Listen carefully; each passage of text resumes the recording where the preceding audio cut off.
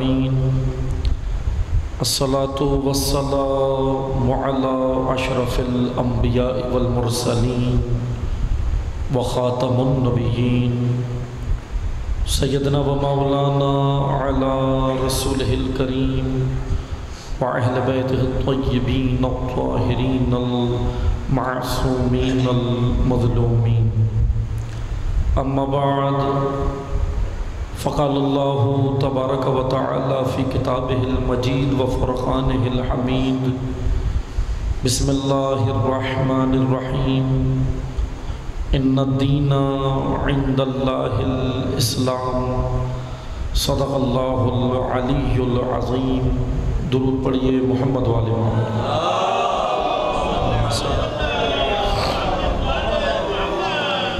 تمام حاضرین اپنی حفظ و سلامتی کے لیے، مملکت پاکستان کے استحکام کے لیے، مقامات مقدسہ کی حفاظت کے لیے، علماء حق کی حفاظت کے لیے، حاضرین کی شرعی حاجات کی بجاوری کے لیے، بیماروں کی شفا کے لیے، بے گناہ اسیروں کی رہائی کے لیے، تمام حاضرین کی تمام شرعی حاجات کی بجاوری کے لیے، بانی مجلس و شرکاء مجلس کی توفیقات خیر میں اضافے کے لیے، ظالمین کی نابودی کے لیے، مظلومین کی شجاعت استقامت اور کامیابی کے لیے، اور امام عصر کے ظہور میں تعجیل کے لیے ایک بار بلند تر محمدی صلوات پڑھیں.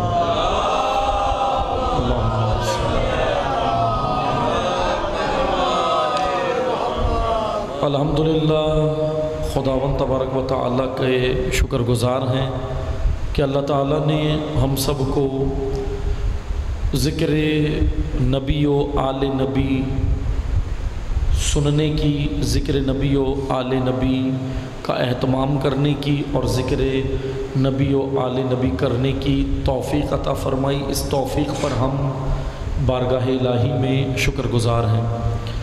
یہ یقیناً ایک بڑی سعادت ہے عزائے امام حسین کا اہتمام کرنا، عزاداری میں شرکت کرنا اور ذاکر حسین بننا.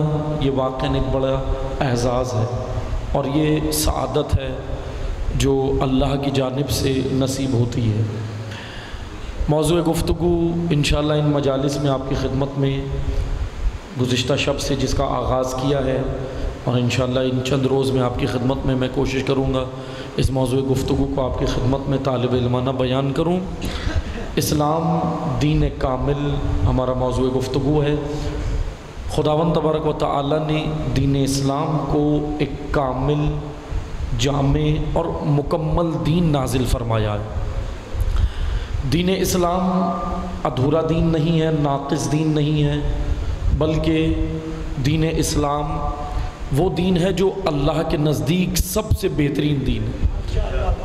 آیہ کریمہ ہم نے تلاوت فرمائی جس میں اللہ کا فرمان ہے کہ ان الدین عند اللہ الاسلام، کہ اللہ کے نزدیک فقط اسلام دین ہے، بہترین دین ہے.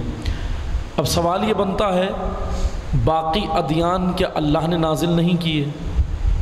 کیونکہ خدا تو کہہ رہا ہے اس آیت میں کہ ان الدین عند اللہ الاسلام، لیکن ہمیں اسلام کے علاوہ اور بہت سارے ادیان دنیا میں ہمیں نظر آتے ہیں، مختلف ادیان نظر آتے ہیں. آپ نظر اٹھا کر دیکھیں، آپ الحمدللہ صاحب مطالعہ بھی ہیں اور آپ لوگ جانتے ہیں کہ کتنے ادیان دنیا کے اندر ہیں. کئی ادیان ہیں جو اس وقت روئے زمین پر موجود ہیں، اور پھر ان ادیان کے اندر بھی کئی ان کی شاخیں ہیں، جو کئی ان کی شاخیں نکلی ہیں جو آج بھی دنیا کے اندر موجود ہیں. اب اس آیہ کریمہ کو میں مختصر سا آپ کی خدمت میں اس کی تشریح کروں گا تاکہ ہمارے لیے آسان ہو دین اسلام کو سمجھنا، اور پھر آئندہ مجالس کے لیے بھی ہمارے ذہن تیار ہو جائیں. اسلام اللہ کا فرمان ہے کہ ان الدین عند اللہ الاسلام، کہ اللہ کے نزدیک اسلام فقط دین ہے، اللہ کے نزدیک بہترین دین اسلام ہے. لیکن اتنے سارے ادیان جو دنیا میں ہمیں نظر آتے ہیں وہ کیا دین نہیں ہیں یا وہ اللہ نے نازل نہیں کیے؟ اس کو ہم نے سمجھنا ہے. اس کے لیے میں آپ کو تھوڑا سا تاریخ میں بھی لے کے جاؤں گا اور تھوڑی سی وضاحت کروں گا، آپ نے توجہ سے سننا ہے. اس وقت روئے زمین پر مختلف ادیان نظر آتے ہیں. علماء نے، عرفاء نے، زعماء نے ادیان کی جو کیٹیگریز بیان کی ہیں، جو مختلف اقسام بیان کی ہیں، وہ دو طرح کی اقسام علماء نے بیان کی ہیں، دو کیٹیگریز ہیں۔ جیسے بعض نے کہا کہ دنیا میں دو طرح کے ادیان پائے جاتے ہیں، ایک سامی مذاہب اور ایک غیر سامی مذاہب۔ سام حضرت نوح کے بیٹے ہیں، سامی مذاہب یعنی وہ مذاہب جو اب سامی مذاہب سے مراد وہ ہے جو، پہلے تھوڑی ڈیفینیشن سن لیں تاکہ آسانی ہو جائے، تعریف سنیں۔ سامی مذاہب وہ مذاہب ہیں جو انبیاء لائے ہیں، سامی مذاہب ان کو علماء نے کہا ہے، اور غیر سامی مذاہب وہ ہیں جو انبیاء نہیں لائے، انسانوں کے ذہن کی اختراع ہے۔ اور ظاہر سی بات ہے جو دین نبی لائے ہیں، انبیاء لائے ہیں، 1.25 لاکھ انبیاء اللہ نے بھیجے ہدایت کے لیے، تقریباً 1.25 لاکھ کے قریب، تو جو دین انبیاء لائے ہیں تو کیا ظاہر سی بات ہے وہ دین انبیاء نے خود نہیں بنایا، اللہ نے بھیجا ہے۔ دین بنایا اللہ نے ہے، لائے انبیاء ہیں۔ کسی بھی نبی نے دین خود نہیں بنایا، حتیٰ کہ پیغمبر اکرم صلی اللہ علیہ وآلہ وسلم نے، اللہم صلی علی محمد، یعنی نبی اعظم، ختم المرسلین، سب سے اعلیٰ نبی، تمام انبیاء کے سید و سردار، خاتم النبیین نے بھی دین بنایا نہیں ہے خود، رسول اللہ نے بھی دین بنایا نہیں، لائے ہیں دین، عوام الناس تک پہنچایا ہے، ابلاغ کی ہے، تبلیغ کیا ہے، لیکن بنایا دین اللہ نے ہے، دین بنانے والی ذات فقط اللہ کی ہے۔ سامی مذاہب وہ ہیں جو اللہ نے بنائے ہیں اور انبیاء لائے ہیں، لیکن غیر سامی مذاہب وہ ہیں جو انسانوں کے ذہن کی اختراع ہے۔ جیسے میں آپ کو مثال دیتا ہوں، سامی مذاہب اس وقت دنیا میں 3 بڑے سامی مذاہب جو ڈیوائیڈ کیا ہے علماء نے، 3 بڑے سامی مذاہب پائے جاتے ہیں، ایک عیسائیت ہے، ایک یہودیت ہے اور ایک اسلام۔ ان 3 مذاہب کو کہا جاتا ہے یہ سامی مذاہب ہیں، لیکن بہرحال یہودیت کے بارے میں کہا تو جاتا ہے، لیکن وہ اس وجہ سے کہا جاتا ہے کیونکہ توریت نازل ہوئی تھی حضرت موسیٰ علیہ السلام پر، لیکن توریت بہرحال جو یہودی مذہب جو تشکیل پایا بعد میں جو بنا، وہ توریت کے اصولوں پر نہیں بنا۔ اگر ہم صحیح سے اس کی ڈیفینیشن دوبارہ سے کریں گے تو یہودیت بھی غیر سامی میں چلی جائے گی۔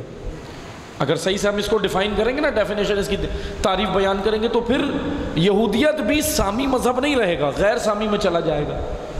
ہاں جو دین حضرت موسیٰ لائے وہ سامی مذہب میں، لیکن اب ہم نے یہ دیکھنا کیا یہودیت جو اس وقت رائج ہے یا یہودیت جو تشکیل پائی وہ مذہب کیا حضرت موسیٰ کا ہے یا کسی اور کے فالوورز نے یہ شروع کیا؟ بہرحال وہ میں بیان کروں گا آپ کی خدمت میں۔ سامی مذاہب 3 طرح کے ہیں، ابھی جو تفریق کی ہے بس میں اسی پہ ویسے ہی بیان کر دیتا ہوں، وضاحت بعد میں کروں گا۔ اسلام ہے، عیسائیت ہے اور یہودیت، یہ 3 سامی مذاہب ہیں۔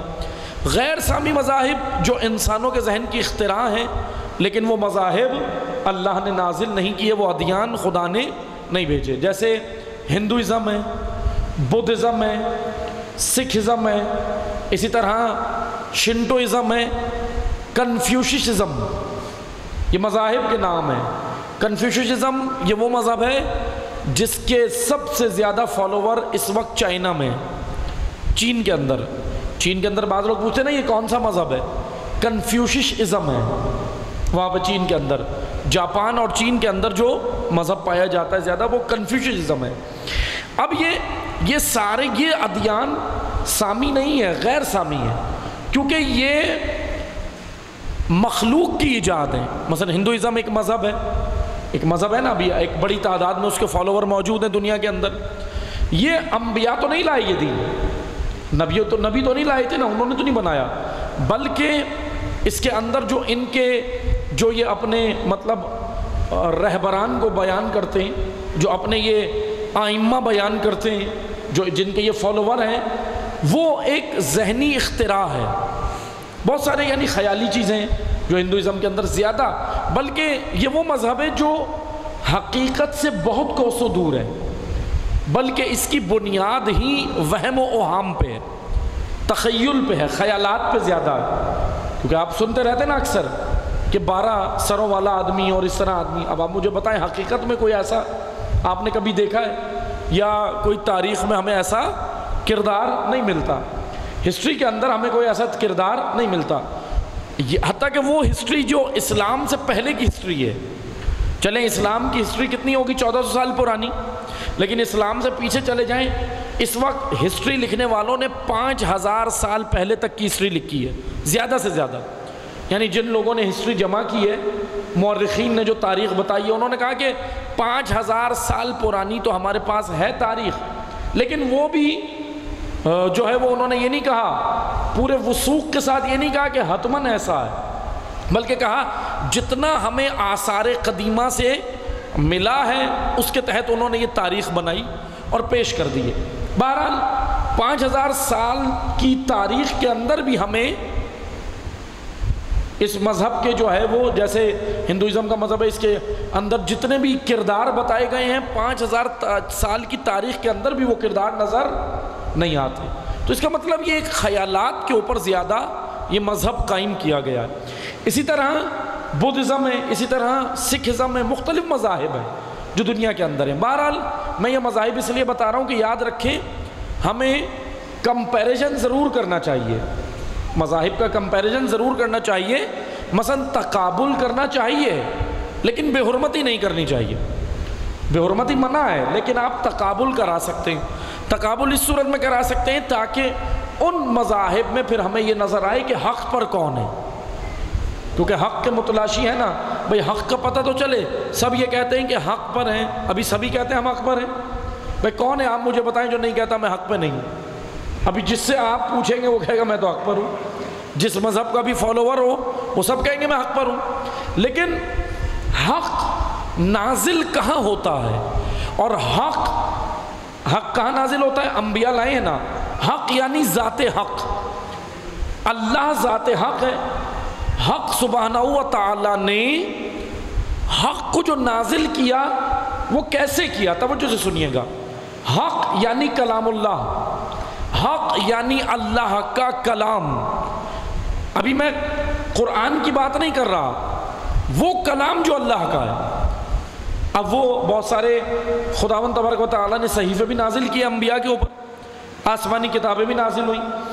حق کے نزول کی جگہ, توجہ سے سنیے گا, حق کے نزول کی جگہ قلب نبی ہوتا ہے. توجہ سے سنیے گا. ابھی ذرا آپ کو گفتگو خشک لگ رہی ہوگی لیکن آسان ہو جائے گی, کیونکہ شروع میں ذرا اللہم صلی علی محمد وعلی محمد وعلی, لیکن جب آپ غور سے سنیں گے تو انشاءاللہ آسان ہوتی چلی جائے گی. لیکن اگر ذہن ادھر ادھر گیا تو پھر گم ہو جائیں گے کہیں بھی, پھر میری ذمہ داری نہیں ہے, پھر تو گم ہو جائیں گے, کہیں گے کہ بات کہاں سے کہاں نکل گئی. اسے توجہ سے سنیں, حق نازل کہاں ہوتا ہے؟ قلب نبی پہ. قلب نبی, اچھا قلب نبی یہ سینہ نہیں ہے, بدن کا سینہ نہیں ہے. ابھی جیسے ہی میں قلب بولوں گا ہمارے دل میں ہارٹ آتا ہے, ہارٹ, دل. کون سا دل؟ بدن کا, جو سائنس نے آپ کو بتایا. اس کی ڈائیگرام دیکھیے نا آپ نے, بایو کے اسٹوڈنٹس نے تو دیکھی ہوگی ڈائیگرام, اس دل کی دیکھیے نا کیسے اس کے اندر رگے شریان ہیں. اس دل کی بات نہیں ہو رہی, اس کو قلب نہیں کہتے. اصطلاح دین میں قلب بدن کے دل کو نہیں کہتے, بلکہ اصطلاح دین میں قلب فہم کی صلاحیت کو کہتے ہیں, تفکر کو کہتے ہیں, روح کی. اور فہم کا تعلق بدن سے نہیں ہے.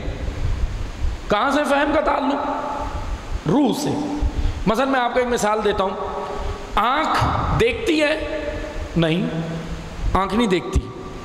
آنکھ بالکل اس کیمرے کی طرح ہے, آنکھ اس کیمرے کی طرح ہے. آنکھ صرف تصویر بناتی ہے. آنکھ جو ہے نا وہ تصویر بنا رہی ہے, کیمرہ بنائی آنکھ کو دیکھ کر ہے. ماہرین جو کیمرہ ایجاد کیا ہے نا وہ آنکھ کو دیکھ کے تو کیا, انسانی آنکھ پہ ریسرچ کر کے.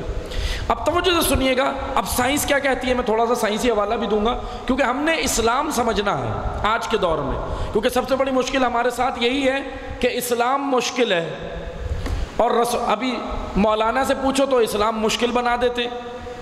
بھائی کسی مولویوں سے جا کے آپ دین لیں، اسلام اتنا مشکل کر دیں گے، ارے تم اسلام سمجھو کہ بہت مشکل ہے اسلام، اور رسول اللہ کہہ رہے ہیں کہ میں بعثتو، اللہ نے مجھے آسان شریعت کے ساتھ، آسان شریعت میرے اوپر نازل فرمائی، بعثتو، مجھے اللہ نے بھیجا کس کے ساتھ؟ بعثتو الشریعہ، ایسی شریعت اللہ نے مجھے دی، السمعۃ السہلہ، بالکل سہل اور آسان شریعت اللہ نے مجھے دی ہے۔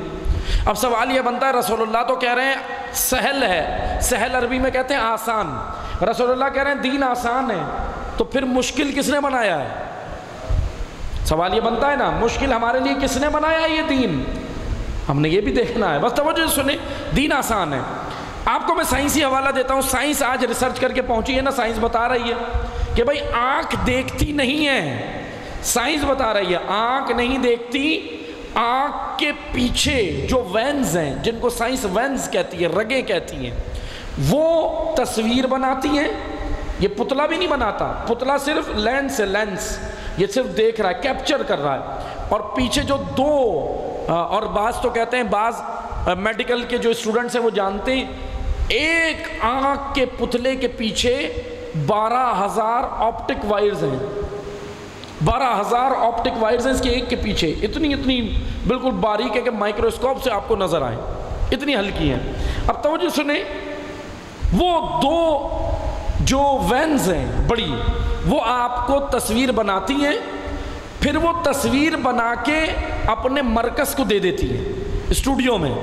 پہلے کا دور دیکھا تھا، تصویریں دھلنے جاتی اسٹوڈیو میں، ابھی یہ بچوں نے نہیں دیکھا ہوگا، ابھی تو جدید دور ہے موبائل میں، ابھی تو تصویر سامنے ہی آ جاتی ہے، نتیجہ فوراً آ جاتا ہے۔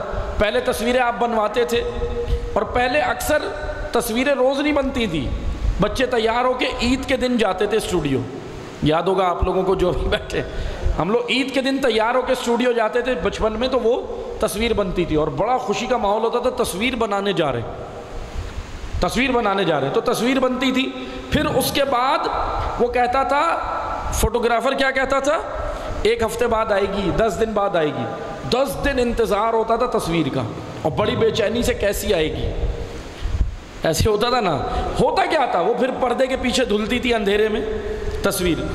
توجہ سنیے گا، آنکھ اسٹوڈیو میں بھیجتی ہے تصویر کھینچ کے، آنکھ فوٹوگرافر ہے، مثال میں آپ آسان کر دیتا ہوں، آنکھ ایک فوٹوگرافر ہے، تصویر اس نے بنائی، پیچھے اسٹوڈیو میں بھیج دی، اب وہاں یہ دھلے گی، اب وہاں یہ جائے گی، اپنے مرکز میں جائے گی، اور پھر جب یہ پیچھے منتقل ہوگی نا، سامنے ممبر رکھا ہے، مائک ہے، اور یہ کیمرہ لگا ہے، ایکو رکھا ہے، امام بارگاہ ہے، عزا خانہ ہے، یہ آپ کو آنکھ نہیں بتا رہی کہ یہ امام بارگاہ ہے، آنکھ تصویر بنا کے پیچھے دے رہی ہے، عقل بتا رہی ہے امام بارگاہ، ایسا ہی ہے نا بھائی، عقل بتا رہی ہے، کون کہہ رہا ہے یہ ممبر ہے؟ آنکھ، عقل بتا رہی ہے ممبر ہے۔ آنکھ نے تصویر بنائی، پیچھے بھیج دی، عقل کہہ رہی ہے مت دیکھ، نامحرم ہے، اور شہوت کہہ رہی ہے، نفس کہہ رہا ہے دیکھ، مزہ آئے گا، لذت آئے گی، دیکھ کیا خوبصورت ہے۔ عقل فرمان رب سنتی ہے، نفس مغلوب ہو جاتا ہے شیطان کے سامنے، نفس مغلوب ہو جاتا ہے۔ نفس سے مراد شہوت ہے، شہوت، کیونکہ 2 مرکزی قوتیں انسان کے اندر ہیں، عقل اور شہوت، اور عقل اور شہوت کی جنگ ہے، کبھی عقل غالب ہے، کبھی شہوت، ورنہ آئیں سنیں حضرت امام جعفر صادق علیہ السلام، اللہم صلی علی محمد وعلی محمد۔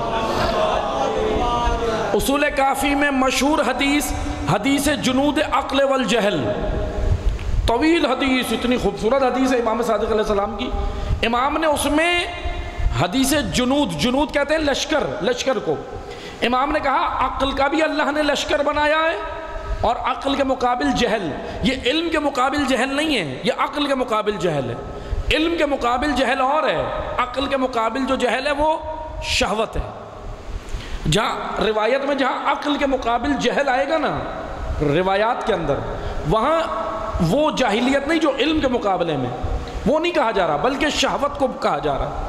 یہ جو حدیث ہے نا، حدیث جنود عقل والجہل، اس کا معنی یہ ہے کہ امام علیہ السلام فرما رہے ہیں کہ اللہ نے وجود انسان کو اس طرح بنایا کہ ایک پورا لشکر عقل کا رکھا ہے اندر اور ایک پورا لشکر شہوت کا رکھا ہے جو جہل کے نام سے. اب دونوں کی اندر جنگ ہے، دونوں کی جنگ ہے.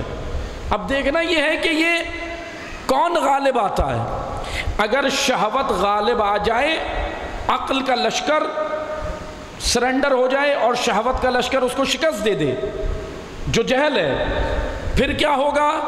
توجہ سے سنیے گا، میں نتیجہ دینے جا رہا ہوں. شہوت کا لشکر وجود کی ہے یہ جنگ، جس نے وجود کی جنگ جیت لی وہ امام کے ساتھ آ سکتا ہے، امامت کے ساتھ وہ چل سکتا ہے، وہ مطیع خدا بن سکتا ہے. جب شہوت کا لشکر اندر سے عقل کے لشکر کو شکست دے کے زرد و کوب کرے گا، مارے گا، پنجے گاڑ لے گا، تو پھر یہ انسان عمر سعد بن جائے گا. اور جب عقل کا لشکر شہوت کو شکست دے دے گا، عقل کا لشکر غالب آ جائے گا، پھر یہ وجود انسان حر بن جائے گا. کیسے حر بنا اور کیسے عمر سعد بنا؟ یہاں سے جنگ جیتنی پڑتی ہے، یہ جنگ جیتنی ہوتی ہے، یہ معمولی نہیں ہے یہ جنگ. بس آئیں عزیزان محترم، سائنس کیا کہہ رہی ہے؟ آنکھ تصویر بنا کے بھیج رہی ہے، عقل بتا رہی ہے. عقل کس کا فرمان سنتی ہے؟ رب. لیکن عقل انسانی کیسے سنتی ہے رب کا فرمان؟ وہ میں پروسیس بتاتا ہوں آپ کو، طریقہ. اب توجہ سنیے گا، میں ایک نقطہ اور دے چلتا ہوں. سائنس نے تحقیقات کی، میڈیکل نے آج جا کے بتایا، میڈیکل نے ریسرچ کی. میڈیکل نے کتنے سال پہلے، تقریباً آج سے زیادہ 150 سے 200 سال، زیادہ میں اگر حد بھی کروں تو 150 سے 200 سال پہلے میڈیکل نے ریسرچ کر کے بتایا کہ بھائی آنکھ جو ہے وہ دیکھتی نہیں ہے، آنکھ کے پیچھے جو وینز ہیں، جو گوشت کے پتلے، گوشت کے بالکل چھوٹے چھوٹے لوتھڑے ہوتے ہیں نا، اس کی طرح ہیں پیچھے وینز، وہ دیکھتی ہیں، وہ تصویر بناتی ہیں. کان سنتا ہے. ابھی میری آواز آپ سب کو آ رہی ہے، آواز سب کو جا رہی ہے، آواز آپ کے گھٹنوں کو بھی جا رہی ہے، میری آواز آپ کی ناک میں بھی میری جا رہی ہے. توجہ سنیے گا ذرا، سائنٹیفک ریزن ہے میں بتا رہا ہوں. آواز میری آپ کی ناک میں بھی جا رہی ہے، میری آواز آپ کے ہاتھوں میں بھی جا رہی ہے، پاؤں میں بھی جا رہی ہے، بدن کے ایک ایک خلیے میں جا رہی ہے. لیکن یہ آواز پہنچا کون رہا ہے؟ ہوا. اللہ نے ہوا کو امانت دار بنایا ہے کہ اے ہوا، یہ آواز انسانی جیسی ہے ویسی پہنچا دے، جیسے نکلے ویسی پہنچا. ہوا کر رہی ہے یہ کام، ہوا ہی تو کر رہی ہے. یہ آپ کے موبائل کے سگنلز وغیرہ کیسے آ رہے ہیں؟ ٹاور کے ذریعے. یہ سارے کام کون کر رہی ہے؟ ہوا. ہوا کے اندر جتنے بھی طاقتیں وہ سب ہو رہی ہے. اور ہوا کا خالق کون ہے؟ اللہ. اللہ ہے نا. اب یہ ہوا کیا کر رہی ہے؟ ہوا کتنی امین ہے. خیانت کر رہی ہے ہوا؟ بالکل خیانت نہیں کر رہی، بہت امین ہے اللہ کے. اللہ نے جو امانت دی ہوا پہنچا رہی ہے. اب یہ میری آواز آپ سب کو آ رہی ہے، آپ کی آواز مجھے آ رہی ہے، ہوا کیسے پہنچا رہی ہے؟ لیکن ہوا اتنی امین ہے، خدا نے کہا اے ہوا، یہ آواز تو نے گھٹنوں میں، رگوں میں، شریانوں میں نہیں، کان میں پہنچانی ہے، وہیں پہنچا رہی. آواز کان میں آ رہی ہے نا، بدن کے اور حصوں سے بھی ٹکرا تو رہی ہے، لیکن کان کے اندر وہ صلاحیت رکھی کہ سنے گا یہ. اور اس کے پیچھے 2 ہڈیاں ہیں. یہ تو کور ہے، کور موبائل کا کور ہوتا ہے نا، آپ کے موبائل پہ کور چڑھا ہوا ہے، یہ جو اوپر چڑھا ہے نا بدن پہ، یہ جو کان ہے یہ تو کور ہے. اندر پیچھے 2 ہڈیاں ہیں. 2 ہڈیاں بجتی ہیں تو آواز اندر جاتی ہے. 2 ہڈیاں بجتی ہیں آپس میں. سائنس نے بتایا 200 سال پہلے، 150 سال پہلے. لیکن آئیں سائنس آج پہنچی. امیر المومنین نے 1400 سال پہلے بتایا علی نے کہ عجیب ہے انسان، زبان کے لوتھڑے سے بولتا ہے، چربی سے دیکھتا ہے اور 2 ہڈیوں سے سنتا ہے. نہج البلاغہ.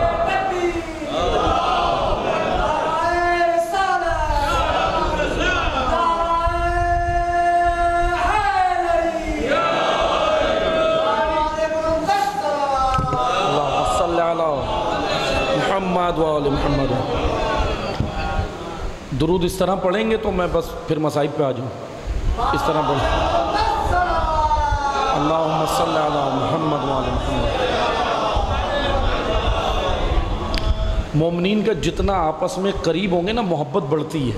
یہ جو اتنے فاصلے سے بیٹھے ہیں اس لیے درود کی آواز بھی صحیح نہیں ہے، آپس میں متصل ہو جائیں تاکہ وحدت بڑھے، محبت بڑھے، دوریاں دور ہوں، عداوتیں دور ہوں، ایک دوسرے کے دل میں جو بھی ہے وہ سب دور کریں، کیونکہ آپ فرش حسین پہ آئے ہیں۔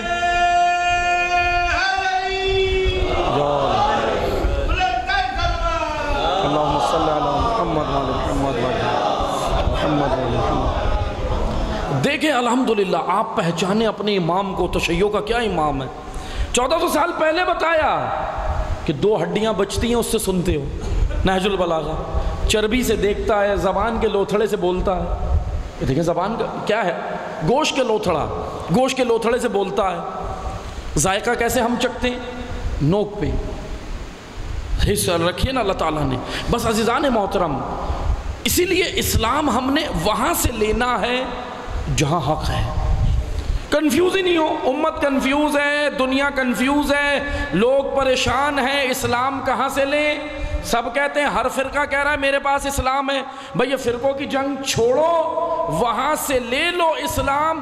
کہ جب علی سے ایک شخص نے کہا مولا اسلام کی تعریف کریں، علی نے کہا آج اسلام کی وہ تعریف بتاؤں گا جو آج سے پہلے تو نے کبھی سنی ہی نہیں ہوگی۔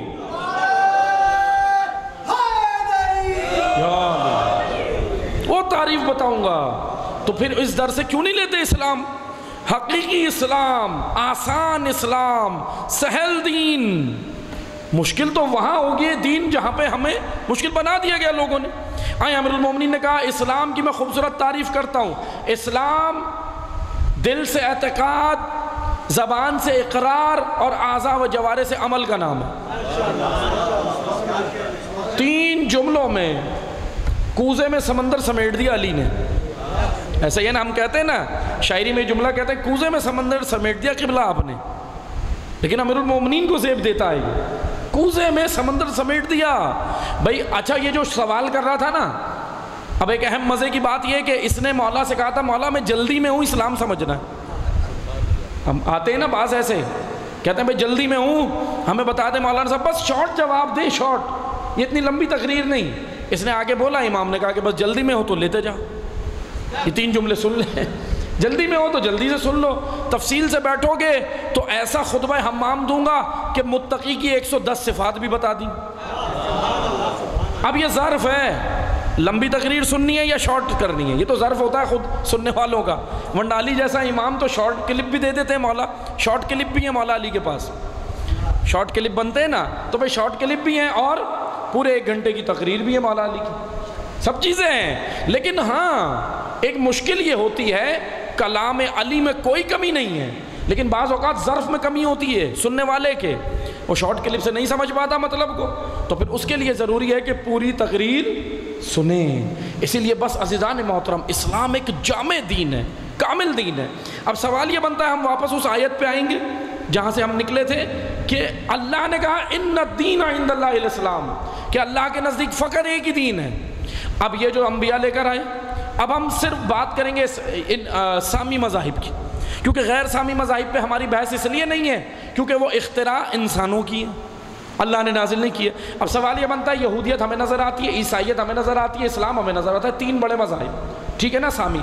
اب خدا کہہ رہا ہے کہ اسلام فقط ایک ہے اللہ کے نزدیک، اور یہ مذاہب جو ہمیں نظر آ رہے ہیں، انبیاء تو کتنے آئے؟ 1.25 لاکھ، آدم علیہ السلام سے لے کے جناب خاتم النبیین تک آئے نا۔ اب مجھے بتائیے کہ سوال یہ بنتا ہے، کیونکہ ایک کنفیوژن اور کلیئر ہو جائے گی۔ ابھی بعض لوگ سوال کرتے ہیں، ہم سے بھی کیا کئی لوگوں نے، ہم نے وہاں جواب بھی دیا کہ بھئی حضرت عیسیٰ علیہ السلام آئیں گے جب امام کا ظہور ہوگا، سنا ہے نا آپ نے سب نے، تو حضرت عیسیٰ آئیں گے تو امام کا جو دین ہے وہ تو اسلام ہے، تو کیا حضرت عیسیٰ کا دین عیسائیت ہوگا؟ سوال کرتے ہیں نا، اور سوال اٹھنا بھی چاہیے ذہن میں، بالکل اچھا سوال ہے۔ اب اسی کا جواب آپ کو مل جائے گا، غور سے سنیے گا۔ آدم سے لے کر خاتم تک اللہ نے ادیان نازل نہیں کیے، دین نازل کیا۔ ادیان جمع ہے، دین ایک منفرد، اللہ نے دین ایک ہی نازل کیا۔ پھر کیا وجہ ہے؟ کتابیں 4 آسمانی نظر آ رہی ہیں، صحیفے الگ الگ نظر آ رہے ہیں انبیاء کے، تو توجہ سے سنیے گا، میں آپ کو مثال کے ذریعے سمجھاؤں گا۔ دین ایک ہی ہے، لیکن دین کا جو تعلیمی نصاب ہے وہ امت کے لیول کے حساب سے، امت کے لیول کے حساب سے۔ میں آپ کو مثال دیتا ہوں، پاکستان میں تعلیم کی ہم بات کرتے ہیں، تعلیمی نصاب بورڈ آف ایجوکیشن والے بناتے ہیں نا، تعلیمی نصاب بناتے ہیں نا بھئی، ایجوکیشن منسٹر کے سامنے وہ بنتا ہے کہ بھئی یہ ہے، اس میں یہ چیزیں، ٹھیک ہے، بناتے ایجوکیشن منسٹر نہیں ہے، یہ یاد رکھیے گا، بناتا تھنک ٹینک ہے، صحیح ہے نا، جس کو بیوروکریٹس کہتے ہیں سیاست کی اصطلاح میں۔ تھوڑی سی اصطلاحات بھی سیکھیں، ورنہ میڈیا پہ نیوز دیکھ کے ہم خوش رہتے ہیں یہ جوانان، اب یہ خوش ہوتا ہے ارے میڈیا پہ یہ نیوز چل گئی، اور نیوز سر سے گزر رہی ہوتی ہے۔ بیوروکریٹس ہیں کیا؟ بیوروکریٹس کون سا طبقہ ہے بھائی؟ بیوروکریٹس تھنک ٹینک ہوتے ہیں۔ بیوروکریٹس کسی بھی ملک کا افسر شاہی وہ ہوتے ہیں جو اداروں کو پیچھے سے چلاتے ہیں۔ یہ جو بہت سارے افسر آپ کو سامنے نظر آتے ہیں نا اداروں میں بڑی بڑی پوسٹوں پہ، ہم سمجھتے ہیں کہ یہ چلا رہا ہے سارا سسٹم، لیکن بیوروکریٹس ہوتے ہیں پیچھے۔ جیسے پاکستان کے اندر آپ نے دیکھا ہے پارلیمنٹ بھی ہے اور سینٹ بھی ہے اور قومی اسمبلی بھی ہے۔ اب بھائی کیا ضرورت ہے یہ 3 چیزیں بنانے کی؟ تو بہرحال وہ سیاسی ایک مسئلہ ہے۔ 71 کا آئین، سب نے سنا 71 کے آئین کے بعد کیا ہوا؟ اب معذرت کے ساتھ ابھی نعرے سب لگاتے ہیں 71 کا آئین ملا ہمیں، 71 کا آئین ملا، پوچھو کیوں ملا، کیا تھا، ہے کیا اس آئین میں؟ معذرت کے ساتھ پتہ بھی نہیں ہوگا۔ بھائی 71 کے آئین میں یہ ہوا تھا کہ صوبوں کے اندر سے پہلے ایک ہی صوبے کو جو میجورٹی میں ہے، جو میجورٹی میں صوبہ ہے نا، مثلا جو زیادہ تعداد میں ہے، جیسے پنجاب تھا صوبہ، وہاں پہ بڑی آبادی ہے، سب سے بڑا صوبہ ہے پاکستان کا، تو اسی کے تحت فیصلہ ہو جاتا تھا۔ لیکن پھر 71 کے آئین کے بعد یہ ہوا کہ 4 صوبوں کی رکنیت لی گئی فیصلے کے لیے، اور اس کے لیے آئین بالا بنا، آئین بالا، اس میں 4 صوبوں کی رکنیت لی گئی، کیونکہ یہ بعد میں ہوا بنگلہ دیش کے الگ ہونے کے بعد، جب یہ بنگلہ دیش ٹوٹا ہے نا مشرقی پاکستان، اس کے بعد یہ ہوا، پہلے ہوتا تو شاید بچ جاتا، لیکن یہ بعد میں ہوا۔ بہرحال ہم اس میں سیاسی اس میں نہیں جاتے، لیکن میں ایک بات بتا رہا ہوں کہ بیوروکریٹس کون ہوتے ہیں؟ جو تھنک ٹینک ہوتا ہے۔ اب جیسے پاکستان کا تعلیمی سسٹم ہے، وزراء آپ نے دیکھے، وفاقی وزیر تعلیم، وفاقی وزیر تعلیم، وہ تو آتے ہیں چلے جاتے ہیں، اور معذرت کے ساتھ بعض تو ایسے آتے ہیں جن کو تعلیم سے کوئی سروکار ہی نہیں ہوتا، ان کو کیا سروکار، قوم پڑھنی ہے پڑھے، نہیں پڑھنی نہیں پڑھی، بس ان کو آ کے میڈیا پہ بولا جاتا ہے آپ اعلان کر دیں آج سے چھٹیاں ہیں، آج سے اسکول کھل رہے ہیں، بس۔ اور یہ حقیقت ہے، میں کسی پارٹی کو نہیں کہہ رہا، یہ کلی بات کر رہا ہوں جو ہمارا ایک سسٹم، کیونکہ مولا علی نے کہا تھا، مولا علی کے جملے سنتے جائیں، یہ میں نہیں کہہ رہا، مولا علی نے کہا وہ قومیں تباہ ہو جاتی ہیں جو 2 کام کرتی ہیں۔ امیر المومنین کا قول توجہ سنیں، مولا نے کہا وہ قوم تباہ ہو جاتی ہے جو 2 کام کرے، ایک اہم کاموں کو چھوڑ کر غیر اہم کاموں میں توجہ دے، کب تباہ ہو جائے گی وہ قوم، اور دوسری وہ قوم تباہ ہوگی جو اہل کی جگہ نا اہل کو بٹھا دے۔ اب کہیں بھی بٹھا دو، سیاست میں بٹھا دو یا ممبر پہ بٹھا دو، میسیج ہے آپ کے لیے، بانی مجلس ہے الحمدللہ، انشاءاللہ غور سے یہ میسیج سنیے گا۔ نا اہل آپ جہاں بھی بٹھائیں گے قوم رشد نہیں کرے گی، قوم نشو و نما نہیں پائے گی، قوم گروتھ نہیں کرے گی، قوم عروج بلندی کی جانب نہیں جائے گی، قوم پستی کی جانب جائیں گی، وہ قوم ہے۔ یہ قانون علوی ہے، مولا علی کا قانون ہے، اہل کی جگہ میرٹ۔ امیر المومنین کے پاس کیا چلتا ہے؟ میرٹ۔ یہاں تو صرف نعرہ ہے، لیکن حقیقت میں اگر حکومت دیکھنی ہے، سیکھنی ہے، تو بھائی پاکستانی حکمرانوں کو دعوت ہے، تمام مسلم حکمرانوں کو دعوت ہے، جتنے بھی آپ ہیں، اگر میرٹ پر حکومت چلانی ہے تو علی کا 3 سال اور 6 مہینے کی حکومت دیکھ لو، میرٹ پر تھی، میرٹ پر، ورنہ تاریخ میں کہیں نظر نہیں آئے گی۔ یہ میں نہیں کہہ رہا، کئی کتابوں کے میں حوالے دے سکتا ہوں، خود اہل سنت مورخین نے بھی لکھا کہ میرٹ پر جو حکومت قائم ہوئی تھی تو وہ علی کی تھی۔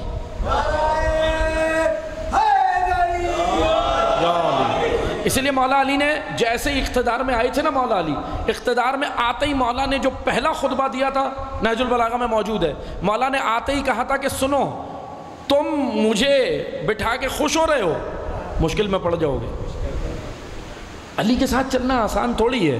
ایک گروہ آیا، آ کر علی علی علی علی کر رہا تھا، اتنا شور کر رہا تھا، امام نے بٹھا دیا۔ امام نے کہا خاموش ہو جاؤ، بیٹھ جاؤ، جو تمہاری زبانوں پر ہے میں اس سے کم تر ہوں، جو دل میں ہے اس سے بڑھ کر ہوں۔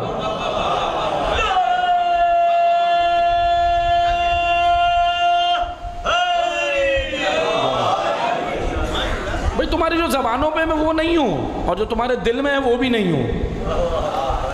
اس لیے علی سمجھنا ہے تو زبان علی سے ہی سمجھو، ورنہ علی سمجھ نہیں آئے گا۔ علی سمجھنا ہے تو کلام علی سے، ورنہ کیا ہوگا؟ یا تو مقصر بن جاؤ گے یا غالی۔ یہ ہے نا ابھی مقصر کون ہے؟ جو فضائل علی کو کم کرے، فضائل علی کو گھٹائے، وہ مقصر ہے۔ ہم اس پر بھی لعنت بھیجتے ہیں۔ اور غالی کون ہے؟ جو علی کو اللہ بنائے، ہم اس پہ بھی لعنت بھیجتے ہیں۔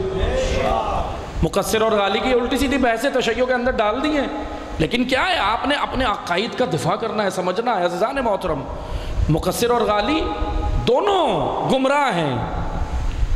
مقصر کون ہے؟ وہ ناسبی جو علی کی فضیلت کو مانتا نہیں ہے، انکار کرتا ہے یا گھٹا دیتا ہے، لیکن ہے بڑا احمق، مقصر ہو یا ناسبی۔ ناسبی دشمن اہل بیت کو کہتے ہیں۔ اتنے احمق ہیں کہ علی کی فضیلت گھٹانا چاہتے ہیں، لیکن جانتے نہیں یہ فضیلت گھٹ نہیں سکتی۔ کیوں؟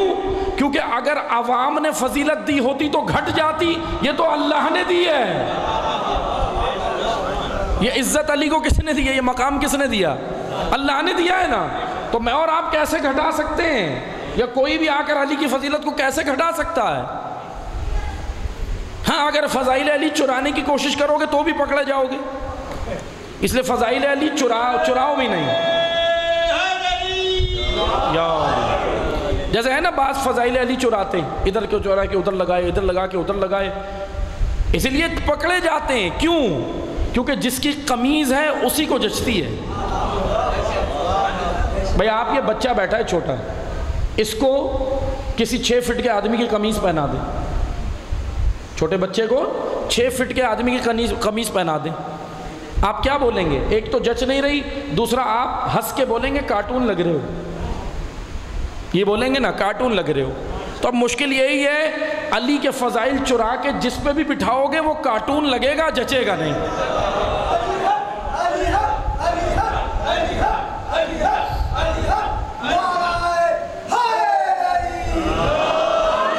بھئی یہ حقیقت ہے، یہ میں نہیں کہہ رہا، یہ فضیلت اللہ نے دی امیر المومنین کو۔ اس لیے بس توجہ سنیں، امیر المومنین کی فضیلت اتنی ہے، ابھی میں پوری مجلس ختم اسی پہ ہو جائیں گی، لیکن فضیلت ہو جائے گی بیان؟ نہیں ہوگی۔ لیکن ہم نے فضائل کے ساتھ ساتھ راہ علی بھی چنی، یہ بھی تو سمجھنی ہے نا بھائی، تاکہ ہم حقیقتاً زبان کے ساتھ ساتھ کردار میں بھی علی والے ہو جائیں، کردار میں بھی۔ آئیں دیکھیں اب امیر المومنین نے کیا کہا؟ 3 سال اور چند ماہ کی حکومت مولا علی کی، میرٹ پر، بالکل میرٹ پر، بہت خوبصورت حکومت ہے۔ آئیں میں آپ کو بتا دیتا ہوں، مولا علی اقتدار میں آئے، لوگ بڑے خوش ہو رہے تھے، علی آ گئے، علی آ گئے، خوش ہو رہے تھے نا بھائی، ابھی بھی مولا آ جائیں ہم کتنے خوش ہوں گے، لیکن خوشی بھی ہے اور غم بھی ہے۔ غم اس لیے ہے کہ کیا ہم ساتھ چل سکیں گے؟ بھئی یہ بھی تو محاسبہ کرنا ہے نا۔ اب وہ لوگ بڑے خوش ہو رہے تھے، کہہ رہے تھے مولا آئے ہیں اقتدار میں، اب حق اپنی جگہ پہ آ گیا۔ بھئی حق تو آ گیا، لیکن اگر اندر میرے باطل ہوگا تو حق کو قبول نہیں کر سکوں گا، اس لیے اندر سے باطل کو پہلے نکالنا بھی ہے تاکہ حق کے ساتھ میں چل سکوں۔ اب مولا علی جب آئے نا تو آتے ہی پہلا خطبہ دیا، لا تبلبلن بلبلۃ ولا تغربلن غربلۃ، نہج البلاغہ۔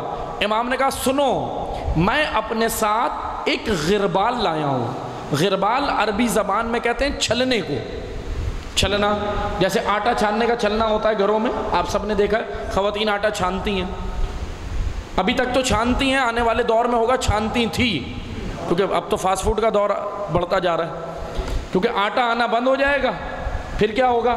جیسے ابھی ہماری مثلا بچوں کو کیا پسند ہے؟ فاسٹ فوڈ، پیزا، برگر، اسی پہ پل رہے ہیں نا۔ حالانکہ یہ فاسٹ فوڈ زیادہ نقصان بھی دیتا ہے میڈیکل کی نگاہ سے، یہ پھلائے گا آپ کو، موٹا کر دے گا، اور موٹاپا خود ایک بیماری بن جاتا ہے، پھر اس کے اندر کئی بیماریاں خود جنم لیتی ہیں۔ اس لیے اتنا زیادہ نہیں، ٹھیک ہے لمٹ میں ساری چیزیں اچھی لگتی ہیں لیکن اتنا زیادہ استعمال نہ کریں۔ بہرحال آٹا چھاننے کا چھلنا ہوتا ہے گھر میں، خواتین آٹا چھانتی ہیں، اس آٹا چھاننے کے چھلنے کو، اس چھلنے کو عربی زبان میں کہتے ہیں غربال۔ غربال میں چھلنا، مولا علی نے کہا میں چھلنا لایا ہوں غربال۔ اب غربال سے کروں گا کیا؟ محبت علی، عشق علی اور راہ علی پہ چلنے کا غربال، میں اس میں چھانوں گا، میں اس پہ ڈالوں گا، میں اس پہ چیک کروں گا، جو اس میں سے چھن کے نکل گیا وہ علی کے ساتھ اور بھوسا امیر شام کے ساتھ۔ اور یہی ہوا، یہ میں نہیں کہہ رہا، تاریخ میں ہوا۔ جتنے علی کے ساتھ نہیں چل سکے، کوئی شام بھاگ گیا، کوئی بصرہ، اور پھر لشکر بنا کے آئے مولا کے خلاف، لشکر بنا کے آئے، یہ تاریخ ہے۔ آئے میں آپ کو مثال دیتا ہوں، اتنی بڑی شخصیت تاریخ کی، اس لیے میں ایک میسیج اور دیتا چلوں، اسلام شخصیت کا احترام سکھاتا ہے اسلام، لیکن شخصیت پرستی سے منع کرتا ہے، کیونکہ شخصیت پرستی بت ہے، بت۔ شخصیت پرستی انسان کو اسلام سے دور کر دیتی ہے۔ آئے میں آپ کو مثال دیتا ہوں، اس لیے شخصیات کا احترام کریں، جتنی بھی بڑی شخصیت ہو آپ اس کا احترام کریں، لیکن اس کے پیچھے جب تک چلیں جب تک وہ دین پر ہے، جب تک اس کی راہ الگ ہو، دین سے ہٹ جائے آپ والسلام کہہ دیں۔ لیکن اتنا پھر شعور بھی تو ہونا چاہیے کہ پہچان سکیں کہ دین پر ہی چل رہا ہے یا دین کے نام پہ بہت کچھ کر رہا ہے، اس لیے اتنا شعور پیدا کریں۔ اب آئیں تاریخ اسلام کی ایک بہت بڑی شخصیت ہیں جناب زبیر ابن عوام، نام آپ نے سب نے سنا ہے، اتنی بڑی شخصیت ہے۔ میں آپ کو بتاؤں، مولا علی بعد پیغمبر اکرم جب تنہا ہو گئے نا مدینہ میں، تو سب نے ساتھ چھوڑ دیا، زبیر نے اکیلے نکل کے مولا کا دفاع کیا تھا۔ کتنی بڑی شخصیت ہے، زبیر ابن عوام، نام یاد کر لیں، زبیر ابن عوام، مولا علی کا دفاع کیا تھا نکل کے، اتنی بڑی شخصیت ہے، یعنی مولا علی کا مدافع، امام کے سامنے ڈھال بن گئے لوگوں کے، امام کا دفاع کیا۔ اور اتنی بڑی شخصیت ہے کہ جناب سیدہ نے جب وصیتیں کی نا مولا علی کو، ان وصیتوں میں ایک وصیت یہ بھی ملتی ہے تاریخ میں ہمیں، روایات میں، کہ جناب سیدہ نے کہا تھا کہ اے علی، اگر کسی وجہ سے حالات، کیونکہ بہت خراب تھے، سیاسی حالات اتنے خراب تھے کہ امیر المومنین کے اوپر ظلم کیا گیا تھا بعد پیغمبر اکرم، حالات ایسے ہو گئے تھے کہ پھر جناب سیدہ نے کہا کہ اے علی، اگر کسی وجہ سے آپ میری وصیتوں پہ عمل نہ کر سکو تو میں اپنی شخصیتوں کا امین آپ کے بعد زبیر کو بناتی ہوں۔ اب آپ اس سے اندازہ کریں گے کتنی بڑی شخصیت ہے زبیر ابن عوام۔ یہی زبیر ابن عوام جنہوں نے 25 سال محنت کی مولا علی کو حکومت میں لانے کے لیے، زبیر نے کوشش کی کہ حق اپنی جگہ پر آ جائے، کتنی جد و جہد کی، کتنی کوشش کی زبیر نے، 25 سال اسٹرگل، محنت، مولا علی کے ساتھ دیا، 25 سال محنت کی۔ اب سمجھ آیا زبیر کتنی بڑی شخصیت ہے۔ یہی زبیر مولا علی جب تک اقتدار میں نہیں آئے تھے، جب تک حاکم نہیں بنے تھے، زبیر نے محنت کی، علی کے ساتھ رہے، زرد و کوب ہوئے، ملک بدر کر دیے گئے، زخم جھیلے، 25 سال بعد رسول 25 سال زبیر نے اتنا ظلم و ستم سہا ہے۔ لیکن یہی علی، وہی علی جس کی محبت میں، جس کے عشق میں، جس کے لیے آپ یہ سب کچھ کر رہے تھے، اب وہی علی جب اقتدار میں آئے، اقتدار سے پہلے زبیر کا کردار دیکھیں، لیکن جیسے ہی علی اقتدار میں آئے، اب آنے کے بعد زبیر علی کا ساتھ چھوڑ دیتے، اور صرف ساتھ نہیں چھوڑا، بصرہ گئے، لشکر تیار کیا اور جنگ جمل میں مولا علی کے مقابلے میں کھڑے ہو گئے۔ اب میں آپ کو وہی تو بتا رہا ہوں کہ شخصیت کبھی اسلام پر ہے، کبھی نہیں ہے۔ اس لیے شخصیت، اب جو زبیر کو آنکھیں بند کر کے فالو کر رہے تھے وہ کہاں جائیں گے؟ سیدھا زبیر کے ساتھ، جہاں زبیر جائیں گے۔ لیکن جو حق شناس تھے، جن میں بصیرت تھی، وہ سمجھ جائیں گے کہ اب زبیر حق پہ نہیں ہے، اس لیے پھر انہوں نے ساتھ چھوڑنا چاہیے۔ اس لیے حق شناس بنے، حقیقت شناس بنے، شخصیات کا احترام کریں سر آنکھوں پہ، سب شخصیات، لیکن شخصیت پرستی مت کریں۔ پوجے نہیں شخصیت کو، بت مت بنائیں. ہم لوگوں نے بت بنا لی شخصیات کی، آج نہیں بنائے ہوئے، بت بنائے ہوئے ہیں کہ بھائی شخصیت معاذ اللہ کوئی معصوم تو نہیں ہے، غیر معصوم ہوتے ہیں نا، غلطی سب سے ہوتی ہے. اس لیے شخصیت کو پوجنا شروع مت کریں. شخصیت پرستی کی وجہ سے حسین قتل ہوئے ہیں. ایک وجہ کربلا کے اسباب میں سے ایک یہ بھی ہے. بہرحال ابھی ہم نے پہلے عشرے میں بیان کیے یہ وجوہات، لیکن توجہ سنیں. زبیر کیوں ایسا کیا؟ زبیر نے، بس جلدی سے 2 جملے سن لیں، جو مطالب رہ جائیں گے میں کل بیان کروں گا. زبیر نے ایسا کیوں کیا بھائی؟ سوال یہ بنتا بھائی کیوں کیا؟ آپ تو مولا علی کے ساتھ ساتھ تھے، اسٹرگل کر رہے تھے، محنت کر رہے تھے، کیوں کیا؟ بس ایک وجہ تھی. جیسے ہی مولا اقتدار میں آئے نا، جناب زبیر اور جناب طلحہ دونوں بڑی شخصیات ہیں، دونوں مولا علی کے پاس آئے. مشہور واقعہ ہے، آ کر مولا علی سے کہنے لگے مولا ہمیں آپ سے کچھ بات کرنی ہے. امام اب حاکم امت ہے، اقتدار امام نے سنبھال لیا، اب آئے امام کے پاس. امام سے کہا مولا ہمیں آپ سے بات کرنی ہے. امام نے کہا یہ بتاؤ بات کس موضوع پر ہے؟ عوام الناس کے موضوع پر ہے یا اپنی ذاتی؟ کہنے لگے مولا ذاتی ہے سر. امام نے کہا کہ رک جاؤ. امام حسن کو بلایا، بیٹا حسن قریب آؤ. امام آئے، کہا کہ یہ چراغ اٹھا کے لے جاؤ اور اس کو بجھا دو. اس چراغ میں جو تیل سے جو لو جل رہی ہے وہ عوام کے پیسے کی ہے. اگر اس کی روشنی میں عوام کے لیے بات کرو گے تو ٹھیک، ذاتی بات کرو گے تو اس کو بجھا دو. اب اتنا عدل برداشت ہوگا کسی کو؟ اللہ اکبر. میں یہی تو کہہ رہا ہوں، علی علی کرنا آسان ہے، علی کے ساتھ چلنا بہت مشکل ہے. زبیر نے 25 سال علی علی کیا ہے، علی علی علی علی علی علی تھے، نعرے پہ نعرے لگائے پورے مدینہ میں. علی علی صرف کیا نہیں، زخم بھی کھائیں علی علی کرتے ہوئے زبیر نے. سب کچھ کیا یہ زبیر نے. عزیزان محترم یہ عبرتناک کردار ہے ہمارے لیے. ہمیں سوچنا ہے، کبھی بھی پلٹ جاتا ہے انسان، ادھر ادھر ڈاماڈول ہو جاتا ہے. دنیا اتنی خطرناک ہے. کیا وجہ تھی؟ پھر امام نے جیسی چراغ بجھوایا نا جناب زبیر اور جناب طلحہ سے، مولا علی نے چراغ اٹھوا دیا، چراغ بجھ گیا. امام نے کہا اب بتائیے کیا بات کرنی ہے. دونوں نے اٹھے، کہا مولا ہمیں جواب مل گیا، ہمیں جواب مل گیا. اٹھ کے چلے گئے. کیوں؟ یہ آئے تھے اپنے لیے بات کرنے کہ مولا اب اقتدار میں ہمیں کوئی وزارت ملے گی یا نہیں؟ بھائی ہم نے 25 سال محنت بھی کی آپ کے لیے، ہم علی علی کرتے رہے، آپ کے لیے ہم سب کچھ کیا ہم نے. اب اقتدار میں آپ آ گئے، اب ہمیں کچھ ملے گا یا نہیں؟ قربانیاں دی ہیں نا بھائی، اب ملنا تو چاہیے تھا نا، قربانی دی ہے. اب اپنا ذہن آپ تھوڑا سا کھولیں، بھائی ملنا چاہیے تھا یا نہیں؟ قربانیاں دی ہیں نا. اچھا قربانی سچے دل سے دی تھی، نیت خراب نہیں تھی اس وقت. میں مولا کا جملہ ابھی آپ کو کوٹ کر دوں گا، مولا علی کا. یعنی ایسا نہیں تھا کہ زبیر نے لالچ میں یہ قربانیاں دی ہوں، نہیں، سچے تھے دل سے اس وقت. اسی لیے مولا علی نے کہا تھا اے زبیر تم جب تک ہمارے ساتھ ہو، جب تک تمہارا بیٹا پیدا نہیں ہوتا. تمہارا بیٹا ہوگا وہ تمہیں ہم سے دور کر دے گا، اور اس بیٹے کا نام عبداللہ ابن زبیر ہے. یہ بڑا عبرتناک کردار ہے. میں پڑھ دوں گا انشاءاللہ، پڑھا ہے ہم نے پہلے عشرے میں، لیکن ابھی میں پڑھوں گا آپ کو اسے انہی 2 دن میں انشاءاللہ بیان کروں گا. ابھی تو میں جناب زبیر بتا رہا ہوں، ان کے بیٹے کا کردار بھی بتاؤں گا. مکہ میں امام حسین سے آ کے ملے ہیں، وہیں رہے، لیکن امام کا ساتھ دینے نہیں آئے. اب توجہ سنیں، قربانیاں زبیر نے سچے دل سے دی تھی بھائی، نیت خراب نہیں تھی، اقتدار کے لیے قربانی نہیں دی تھی. لیکن اقتدار میں آنے کے بعد اب اتنا تو حق بنتا تھا نا، کوئی چھوٹی موٹی وزارت تو دے دیتے، بلدیاتی وزیری بنا دیتے، چلو جا کے لائنیں چیک کر لو تھوڑی، کچھ تو دیتے.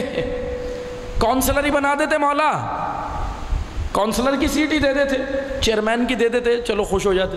لیکن نہیں، امیر المومنین نے بتا دیا کہ علی اقربا پروری، خاندان پرستی، رشتہ داری یہ نہیں دیکھتا. علی معیار الہی لایا ہے اور عدل الہی زمین پہ قائم کرنے آیا. میرٹ، اگر ان کے اندر حکومت چلانے کی اہلیت ہوتی تو علی وزارت دیتے، لیکن علی نے ان کو دی وزارت جن میں اہلیت تھی. جناب محمد بن ابی بکر کو دی، جناب خلیفہ اول کے بیٹے ہیں. حضرت ابو بکر کے بیٹے ہیں، جناب خلیفہ اول کے بیٹے محمد بن ابی بکر، کیا کردار ہے تاریخ میں، عشق علی میں ان کو شہید کیا گیا، شام کے اندر ان کا سر کاٹ کے گدھے کا پیٹ چاک کر کے اس میں ڈلوایا ہے۔ عاشق علی تھا محمد بن ابی بکر، کتنا بڑا بہترین کردار تھا۔ توجہ سے سنیں، اہل بیت یہی تو بتا رہے ہیں کہ خاندان مت دیکھو، کردار بناؤ۔ میسج ہے ہمارے لیے، خاندان پہ مت اکڑو، میرا خاندان یوں، میرے چاچا یہ تھے، میرے ماما وہ تھے، میں نجیب الطرفین، میں فلاں۔ اہل بیت کہیں گے کہ خود کیا ہو کردار میں؟ زیرو، پھر ہمارے ساتھ نہیں چلو، کردار بناؤ۔ اسی لیے تو دیکھ لیں جناب محمد بن ابی بکر امیر المومنین خاندان نہیں دیکھتے، کردار دیکھتے۔ محمد بن ابی بکر کو وزارت دی مولا نے، مالک اشتر کو مصر کا وزیر بنا کے، مصر کا گورنر بنا کے بھیجا، کیونکہ جس میں اہلیت ہوگی نا کہ یہ چلا سکتا ہے، یہ مدیریت کر سکتا ہے، یہ مینجمنٹ جانتا ہے، امیر المومنین اسے ہی دیں، یہ طے ہے۔ اس لیے مولا کے ساتھ یہ نہیں چلے گا کہ میں نے زیادہ قربانی دی، آپ کی قربانیاں اللہ کی راہ میں اس کا اجر ملے گا، لیکن جس عہدے پر آپ اہل نہیں ہو، مولا نے کہا وہ آپ کو نہیں ملے گا۔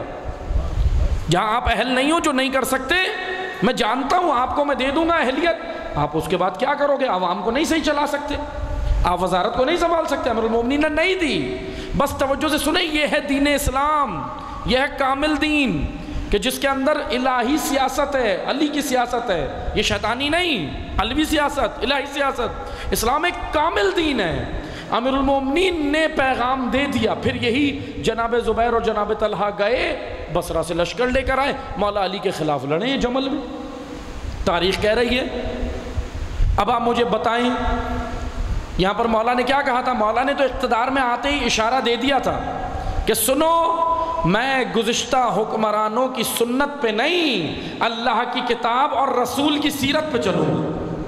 دو چیزیں، اللہ کی کتاب اور رسول کی سیرت، اور اسی پہ امیر المومنین چلے۔ اور پھر کہا میں غربال لایا ہوں، چھلنا، میں چھلنا لایا ہوں، اور پھر میں کروں گا کیا اس چھلنے سے؟ لا تبلبلن بلبلۃ ولا تغربلن غربلۃ۔ بلبلا، ایک اور جملہ سنتے جائیں اس جملے، امام نے کہا میں تبلبل کروں گا، بلبلا عربی زبان کا لفظ ہے۔ تبلبل جانتے ہیں کسے کہتے ہیں؟ اوپر کی چیزیں نیچے، نیچے کی چیزیں اوپر کرنا، اوپر کی نیچے کرنا، اس کو کہتے ہیں عربی میں تبلبل، اوپر نیچے کرنا۔ جیسے آپ حلیم پکاتے ہیں دیگ میں، تو حلیم میں ساری چیزیں ڈالتے ہیں اور اس میں گھوٹا لگاتے ہیں، تو یہ ہے آپ عربی میں ہم کہیں گے یہ آپ تبلبل کر رہے ہیں، گھوٹا جو لگا رہے ہیں نا اس کو تبلبل کہیں گے عربی میں۔ کیوں؟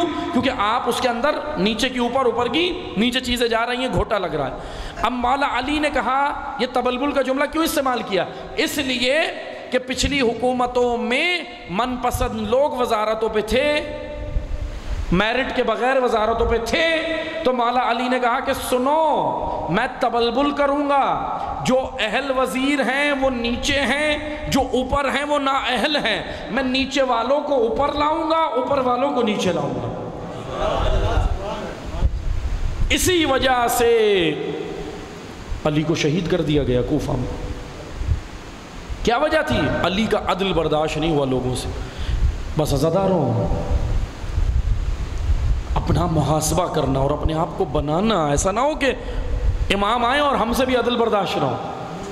بلا تو رہے ہیں اللہ جل مولا جلدی آئیں، آپ کی حکومت ہم دیکھنا چاہتے ہیں، آپ کی حکومت ہوگی، آپ حاکم ہوں گے تو کیا کریں گے؟ ہم تو معذرت کے ساتھ ہم سمجھتے ہیں آپ کی حکومت ہوگی پھر آپ کراچی کو پیرس بنا دیں گے۔ نہیں، امام کراچی کو واقعاً مدینہ ہی بنائیں گے، نجف ہی بنائیں گے، لیکن کون سا مدینہ؟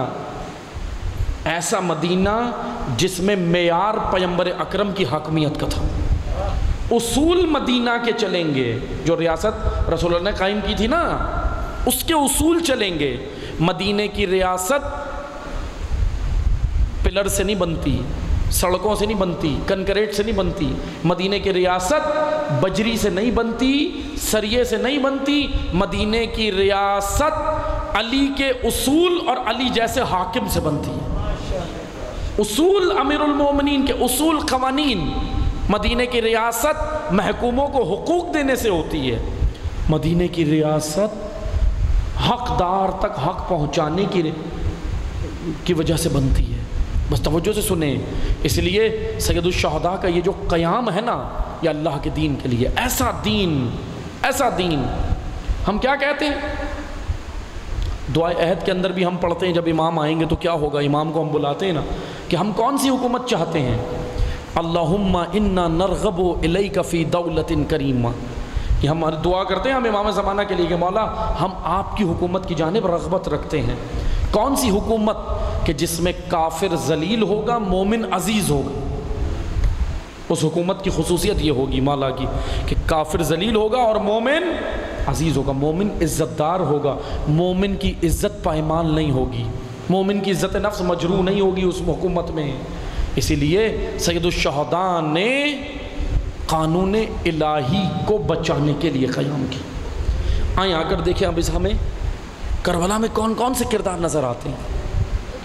بس 2 جملے سنیے گا، باقی انشاءاللہ میں کل بیان کروں گا۔ اسلام ایک کامل دین ہے، جامع دین ہے، اور اس کی جامعیت کو برقرار رکھنے کے لیے حسین چلیں، اور اپنے اس کاروان میں حسین نے علی اصغر کو بھی لیا ہے، علی اکبر کو بھی لیا ہے، قاسم کو بھی لیا ہے، عباس کو بھی لیا ہے، اور بیبیوں کو بھی لیا ہے۔ آپ دیکھیں نا دین بچانے کون آ رہی ہیں؟ مخدرات اسلامی، اسلامی خواتین، نبی کی آل۔ بس آپ دیکھیں اسلام پائمال ہو رہا تھا، اس لیے امام حسین نے کہا دین تمہارے ہاتھ سے نکل گیا ہے۔